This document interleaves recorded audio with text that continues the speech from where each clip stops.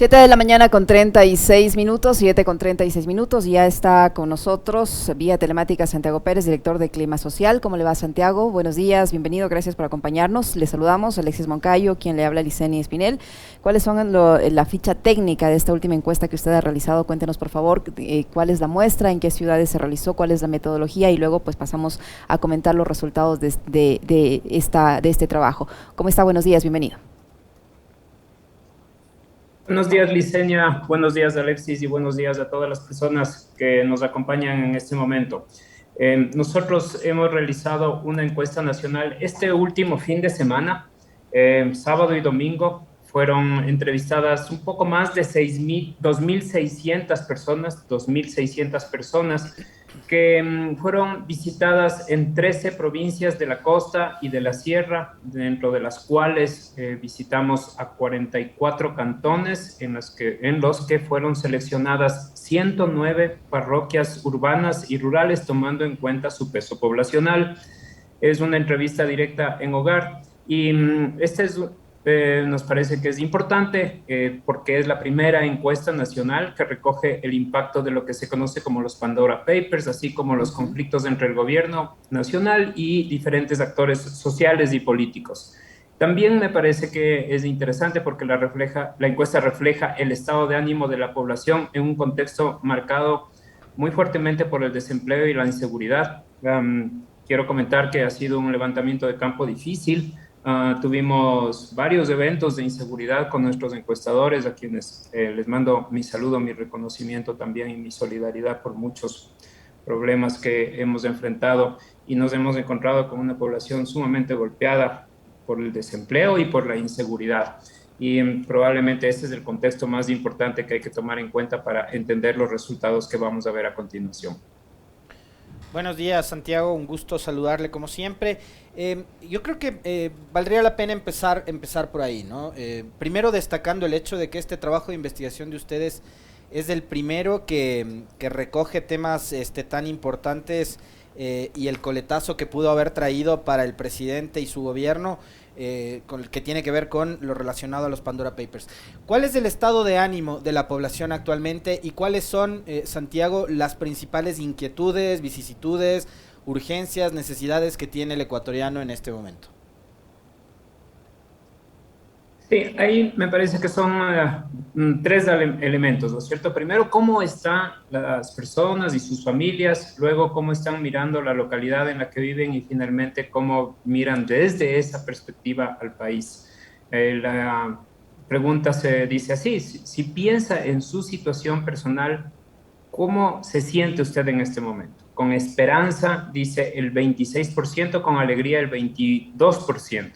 Esos son las dos respuestas más frecuentes, pero también tenemos otras que son complicadas. Miedo, 14%, tristeza, 12%, ira, 5%. Solamente un 4% menciona satisfacción en su vida. Si vemos que hay algunas respuestas en términos positivos, otras en términos negativos. De todas maneras, me parece que hay unas diferencias importantes. Los jóvenes son los que alimentan más el sentimiento de alegría y de esperanza, mientras que las personas adultas mayores también, están más ubicadas en el campo del miedo y de la tristeza. Eso me parece que es muy revelador. También en cuanto a los problemas, mencionan deudas, inseguridad y delincuencia, falta de empleo fijo como los principales problemas suyos y de su familia en la actualidad. Y finalmente esto nos lleva a plantear cómo estas personas dentro de su problemática están mirando al Ecuador. Y les hemos planteado dos frases. Vivimos el Ecuador del encuentro, es la primera frase, y la otra es, el pueblo va a salir a las calles a protestar. ¿Cuál de estas frases describe mejor el Ecuador en la actualidad? Eso es lo que le hemos preguntado. El pueblo va a salir a las calles a protestar, 43%, 23% vivimos el Ecuador del encuentro, 26% no se ubica en ninguna de las dos, el 8% no sabe, no responde. Ahora, Santiago, respecto al impacto que ha tenido la develación de esta investigación periodística de Pandora Papers, que salpica a varias personalidades y gobernantes, entre ellos el presidente del Ecuador, Guillermo Lasso, ¿cómo esto ha impactado en su imagen, en su credibilidad, tomando en cuenta que se evidencia pues una serie de contradicciones, al menos en lo que él decía antes y lo que se conoce ahora a través de esta investigación periodística, que incluso ha motivado al presidente a justificar los resultados de esta investigación con una conspiración para desestabilizar su gobierno? Sí, habitualmente nosotros pedimos a quienes hacemos en nuestras entrevistas, en nuestras encuestas, que nos digan si es que cómo califican, cómo evalúan la gestión de sus gobernantes, no solamente del presidente, también de la presidenta de la Asamblea, de la prefectura, de la alcaldía. En este caso, enfoquémonos en la calificación de la gestión del presidente Guillermo Lasso en estos primeros meses de su gestión. Dicen que ha sido muy buena el 5%, buena el 37%. La califican de mala el 41% y el 13% dice que es muy mala. Si agrupamos las positivas, muy buena y buena, tenemos un 42%, mientras que agrupando las negativas, mala y muy mala, tenemos el 53%. Quienes pueden acceder a nuestra encuesta está en nuestras redes sociales, Clima Social. Pueden mirar que en el gráfico se aprecia un cambio muy importante en un mes, desde la encuesta de septiembre y la encuesta que acabamos de realizar en octubre. En septiembre la calificación positiva estaba en 62% y en octubre esta positiva baja a 42%, prácticamente 20 puntos menos. La calificación, las opiniones negativas estaban en el 31% y ahora está en el 53%. Hecho muy revelador. Nuestro maestro Ralph Murphy decía, más del 40% de negativas es una gripe mala, más del 50% ya está evolucionando a pulmonía. Y en este momento vemos en el gráfico cómo se han cruzado las líneas positivas y negativas. Antes era más positiva que negativa y ahora es más negativa que positiva. Y me parece que esto tiene una explicación múltiple. No solamente es el efecto de la revelación de los Pandora Papers o probablemente males manejos de comunicación y políticos, sino que tiene que ver con el estado de ánimo de la población, con múltiples eventos que han habido durante el último mes, en el que yo destacaría la crisis carcelaria, también la crisis económica, la sensación de inseguridad. Y a todo esto, la visión de que el gobierno no está cumpliendo con lo que fueron sus ofertas de campaña y que no necesariamente está gobernando para la mayoría de la población, sino probablemente privilegiando ciertos intereses privados. Y en ese contexto, la revelación de los Pandora Papers se vuelve mucho más compleja en ese sentido, porque les está diciendo a la población esta noticia. Este es un gobierno que no necesariamente se preocupa por el pueblo, sino que probablemente tiene sus intereses en en otros aspectos más privados, y me parece que es una señal muy mala que han recibido los ecuatorianos a partir de eso. Ahí tengo dos consultas para Santiago. La una, es decir, más allá de la vacunación, no tenemos absolutamente nada. Es decir, había la necesidad de reactivar economía, de generar empleo, de volver a poner en marcha el motor productivo una vez que ya la mayoría de la población esté vacunada, pero después de la vacunación no hemos tenido, digamos, una política pública que logre esa dinamización económica. Por un lado, ¿cuánto puede afectar aquello? Y lo otro, Santiago, es ¿de cuánto termina siendo la caída según las mediciones de ustedes? Porque la semana pasada también se compartió una encuesta que hablaba de una caída de 40 puntos más o menos de esa cifra altísima que le daba el presidente Lasso, más de 75% de aceptación al 24 de mayo cuando tomó posesión del cargo. Sí, la diferencia de las calificaciones positivas de un mes a aquí es de 20 puntos menos, es decir, antes estaba en el 62% y ahora está en el 42% de aprobación o de calificación positiva.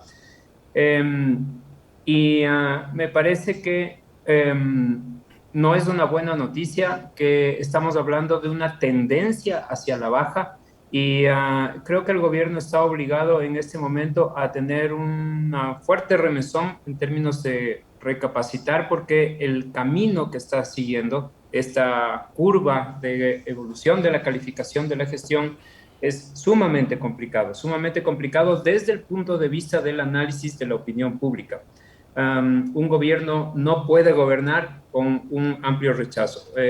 Ya tuvimos el caso de un gobierno que tuvo una calificación menos que pésima, que fue el gobierno de Lenín Moreno. En realidad es un gobierno que no tiene descripción, se podría decir, en términos de evaluación de la opinión pública. Fue sostenido casi artificialmente hasta el final de su mandato, pero me parece que al inicio de su gestión es normal que los gobiernos tienen una alta aceptación y no es normal, en cambio, que haya llegado a un punto de deterioro tan alto en este momento.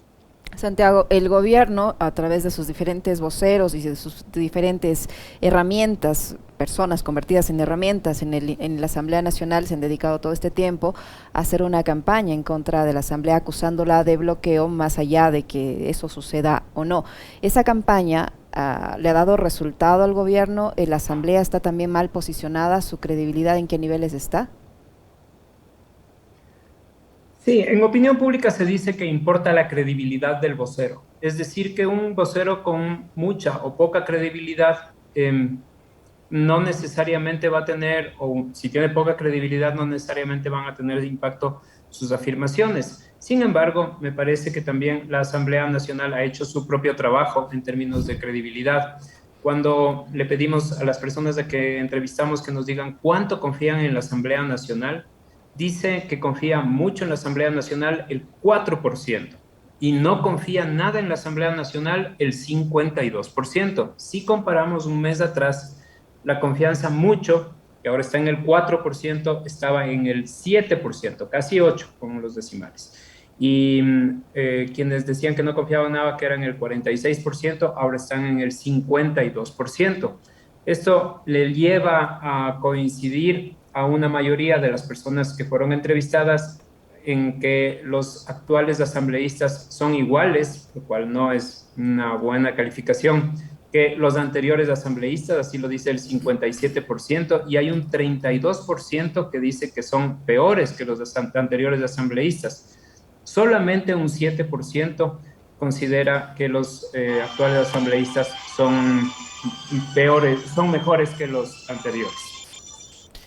Ahí tengo yo una duda también, Santiago, porque su estudio va más allá de esta disputa que tiene que ver entre Ejecutivo y Legislativo. Ustedes le han preguntado a la gente qué es lo que, digamos, prevén o esperan de esta disputa, porque hay, digamos, un relato por parte del Ejecutivo de ir hacia la muerte cruzada. De hecho, ayer les escuchaba en el conversatorio que tenía Santiago con Decio, con Jacobo, con Osvaldo, con Selene, y hablaban de que hay, digamos, un camino, ¿no?, que está ya trazado, que es el de la muerte cruzada o la consulta popular, y Santiago decía algo que a mí me llamó mucho la atención, que para ir hacia allá hay dos vías, ¿no?, o por las buenas o por las malas. Ustedes le plantearon esa pregunta a la gente sobre si estarían de acuerdo con adelantar elecciones para presidente y asamblea, ¿y qué dijo la gente en esa pregunta, Santiago?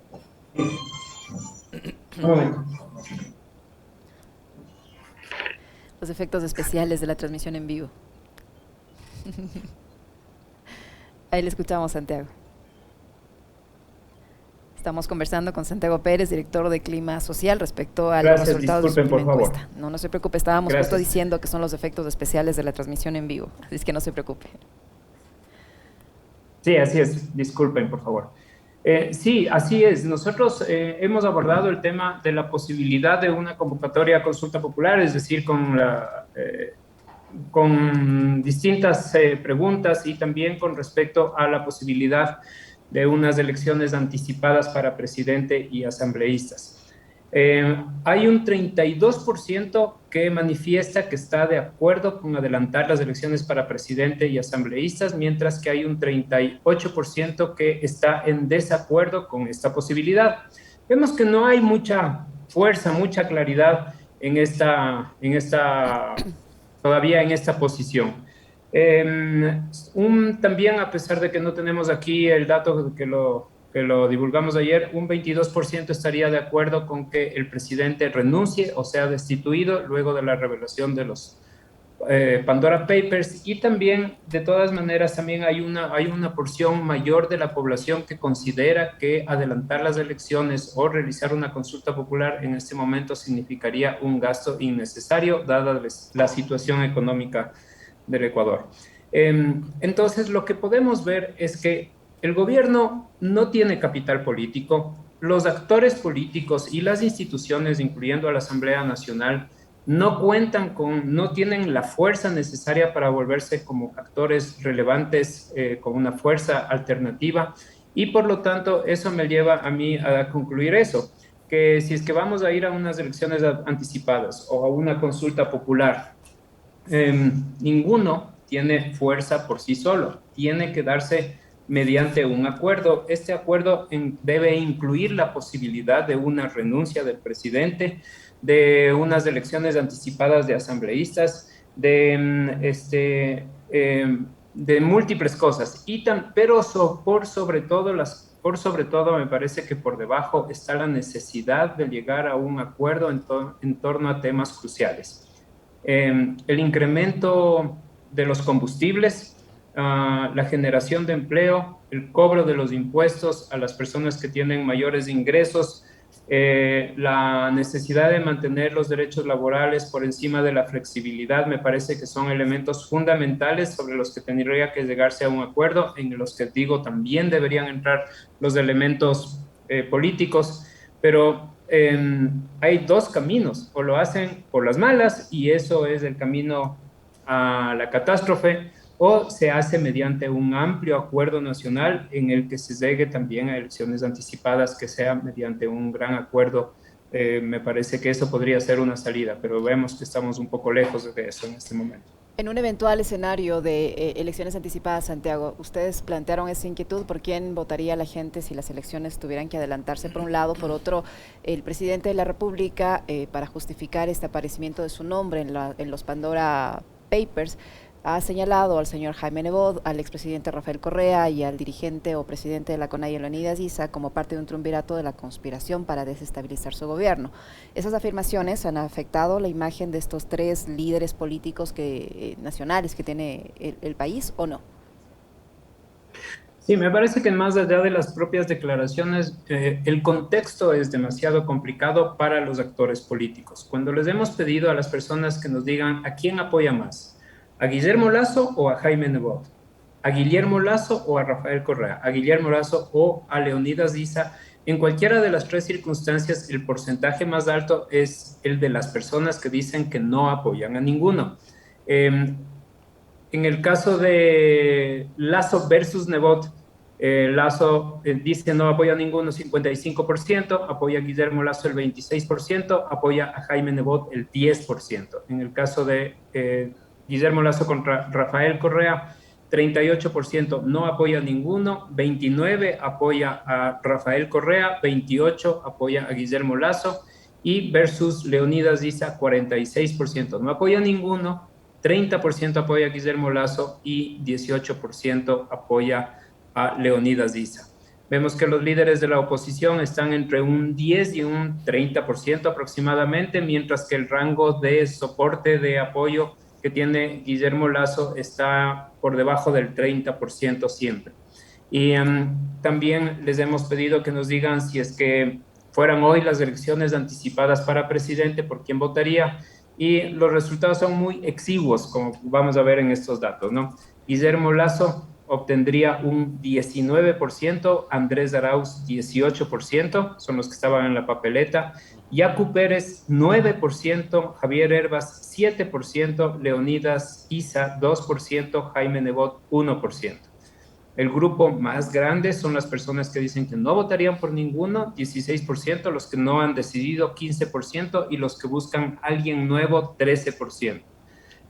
Si tenemos esa cifra de quienes no escogen a ninguno de estos posibles candidatos que podrían ser estos personajes que hemos medido, estamos hablando más de 4 de cada 10 ecuatorianos que no escogen a ninguno de los líderes, lo que me lleva a afirmar que en este momento tenemos un enorme vacío de liderazgo y por lo tanto los actores están obligados a llegar a acuerdo porque por sí solos no les basta.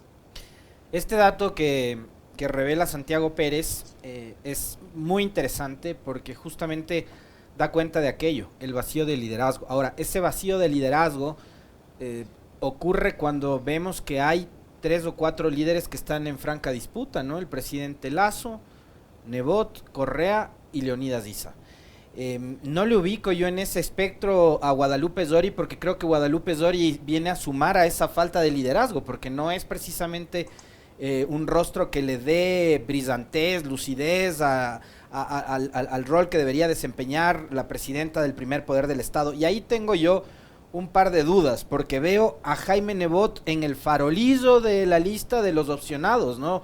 Tenemos a Guillermo Lasso, Andrés Arauz punteando, en mitad de tabla Yacu Pérez con Javier Herbas, y muy por debajo a Leonidas Issa, y más abajo todavía a Jaime Nebot.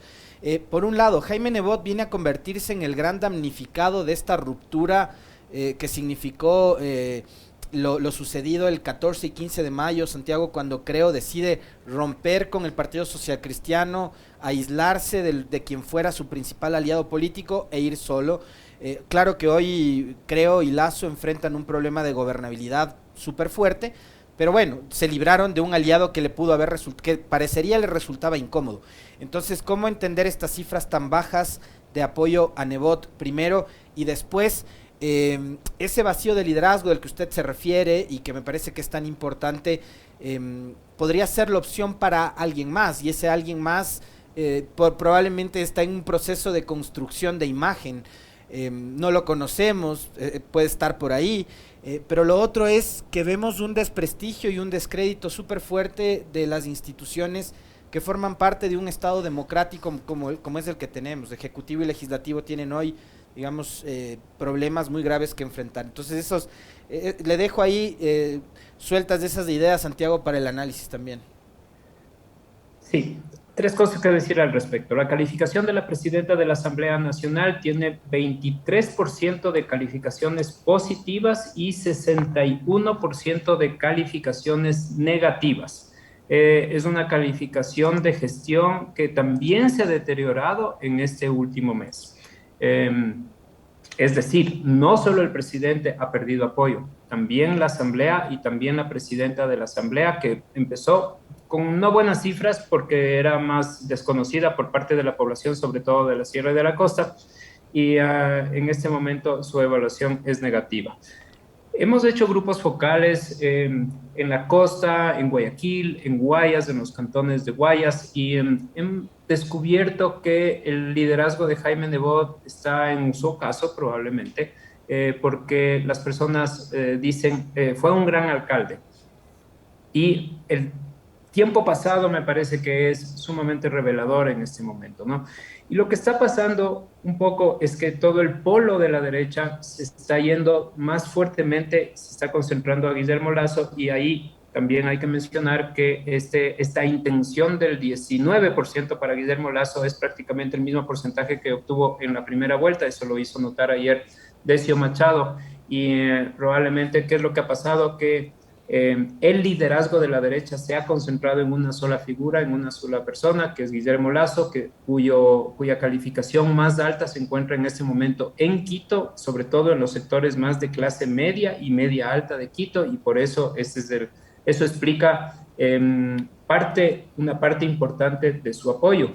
Ocurre algo parecido también con el liderazgo de parte del movimiento indígena.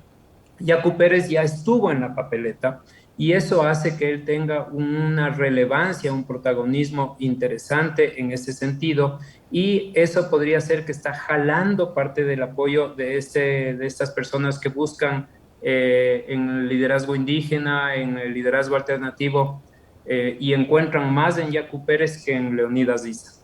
Dicho de otra manera, algo así como que Yacu Pérez se va llevando el apoyo que podría tener Leonidas Issa, Guillermo Lasso se va llevando el apoyo que podría tener Jaime Nebot.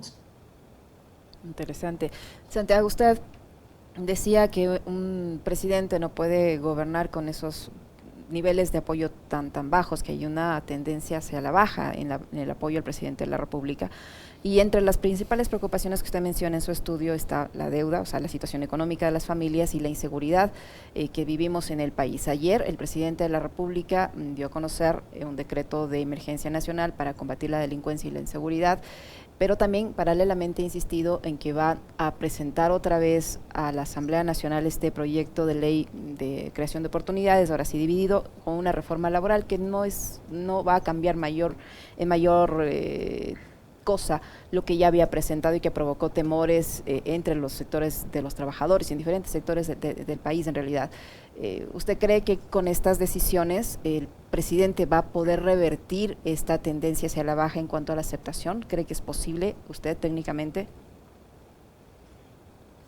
Sí, a mí me parece que no es tanto en sí la medida, las medidas que puede anunciar el presidente, sino en cómo gobierna. Me parece que en este momento creo que todos debemos estar conscientes de que ninguno de los actores ni las instituciones cuentan con el suficiente capital político por sí solo. Esa es la característica del contexto en la actualidad.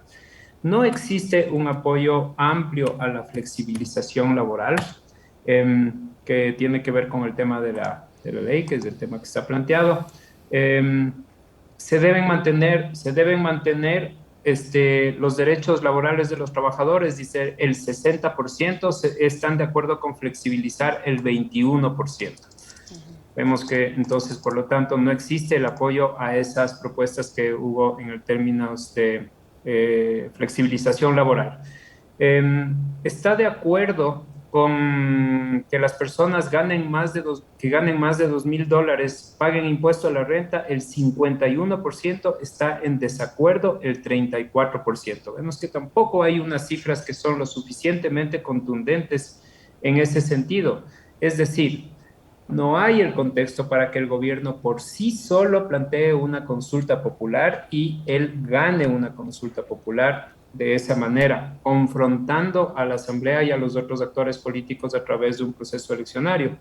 No hay tampoco el espacio para que las fuerzas de oposición puedan impulsar un proceso de muerte cruzada sin salir mal paradas. Me parece que estamos en un contexto bastante complejo y eso lleva a la conclusión de que no existe viabilidad de nada que no sea sin acuerdos que tienen que tomar en cuenta al gobierno, a las fuerzas políticas que están representadas en la Asamblea Nacional, pero a la que no hay que cómo desconocer también al movimiento indígena, al movimiento social y de los trabajadores. Yo quisiera nuevamente conectar porque hay un tramo de esta entrevista que me ha llamado mucho la atención. Santiago Pérez ha hablado de que en sus recorridos, en la conversa, en la charla con la población del Guayas, le da cuenta a las respuestas de los ciudadanos de que está llegando el ocaso de Jaime Nebot. Estamos hablando de un político que ha tenido una experiencia y un recorrido muy importante. Fue gobernador, fue diputado, fue alcalde 20 años, fue 2 veces candidato presidencial. Sabemos lo que significa Nebot no únicamente para Guayaquil, Paraguay, sino para la política nacional. Y yo quisiera conectarlo con otro hecho, el que la Revolución Ciudadana actualmente tiene a su líder ya casi 5 años fuera del país, probablemente desconectado de la realidad de lo que pasa acá, simplemente informándose por los medios, por las redes, por lo que le dicen sus simpatizantes, pero sin, para usar las propias palabras del correísmo, sin majar lodo, ¿no? Entonces, ¿cuánto le puede beneficiar a Lasso esas condiciones, Santiago? Tanto el momento crítico que atraviesa el socialcristianismo y Nebot, como que la Revolución Ciudadana tenga su principal referente fuera y alejado de la realidad nacional. Sí, tal vez diría que sin querer o queriendo, la Revolución Ciudadana generó un liderazgo alternativo en Andrés Arauz. Es un candidato que ya estuvo en la papeleta y que llegó a la segunda vuelta y que al haber hecho ese tránsito completo, primera vuelta, segunda vuelta, es una figura que terminó expuesta hasta el último rincón del país. Y me parece que ha tenido esa buena suerte de contar con esta renovación de liderazgo.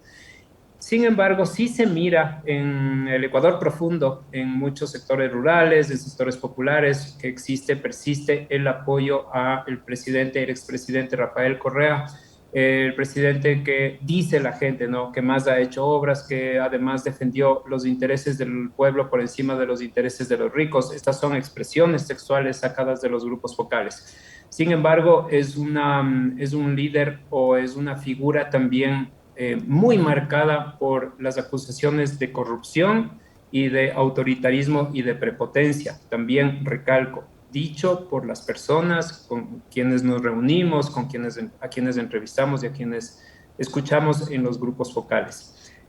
Esas son las circunstancias que tenemos con respecto a ese campo.